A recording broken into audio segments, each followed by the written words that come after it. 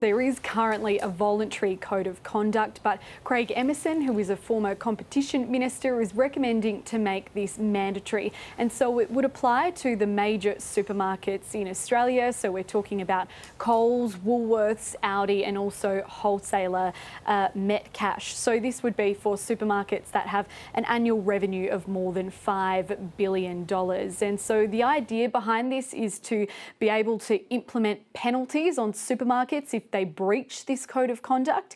And so that could see the consumer and competition watchdog, the ACCC, seek for penalties for major breaches if the supermarkets do commit major breaches of up to $10 million or 10% of annual turnover, or 3 times the benefit that the supermarket gained from the breach. So whichever one is the biggest there, which Craig Emerson points out could be billions of dollars in penalties.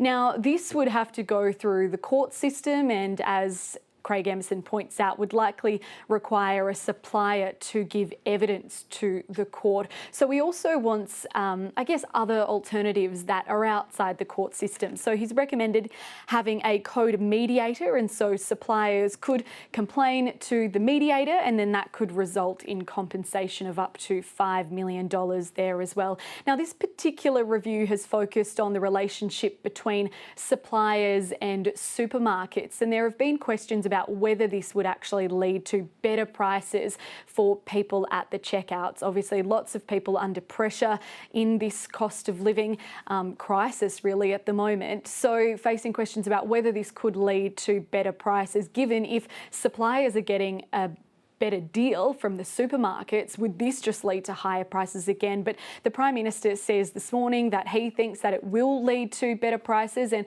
Craig Emerson has said that as well, saying that if suppliers are getting a better deal, they should be able to invest in better infrastructure and things like that.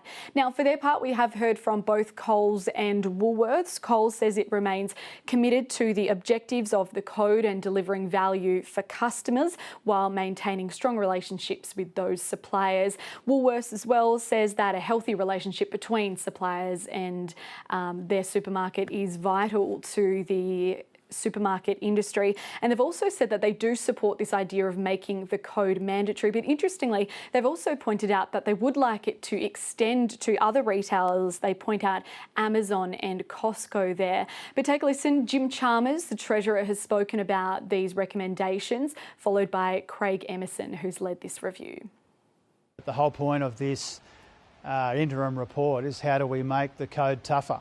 How do we make it compulsory, tougher, better dispute resolution processes, and bigger penalties for people who do the wrong thing. These are the central themes of the interim report that Craig has handed down. And as Andrew said, and as I've said a couple of times now, the defining motivation behind this is a fair go for farmers and families. The current voluntary code is too easy to walk away from, and we want to change that. The problem with a voluntary code of conduct is there's no penalties. And as former ACCC Chair Rod Sims once said, well, it's like having speed limits, but there's no penalties if you exceed them.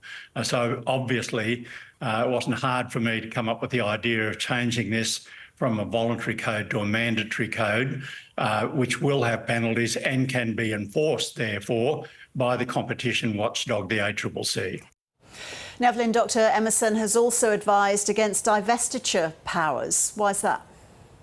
He's called it populist and questioned how it would work in practice. So this is something that the Nationals and the Greens have both supported, and it would be forcing supermarkets to sell parts of their business if they were found to be misusing their market dominance. So that is something that David Littleproud, the leader of the Nationals, has spoken about today, that he's in support of. But Craig Emerson has said that, yes, it would be populist, and how it would really work in practice, saying that if supermarkets were forced to sell parts of their business, who would they be selling it to, suggesting that they would just be selling it to other major supermarkets as well. But take a listen. David Littleproud was addressing divestiture powers this morning. These are only big stick. They're only used as a deterrent. They're not in there to break them up. They're there to make sure that there's regulatory guide rails, that they know there's a consequence if they do something wrong. You'd hope, like when any lawmaker makes any law, whether it be sending people to jail or putting in punitive financial penalties, you never have to use them. Now, these findings are just part of an interim report, and we will be getting the final report from Dr. Emerson later in June.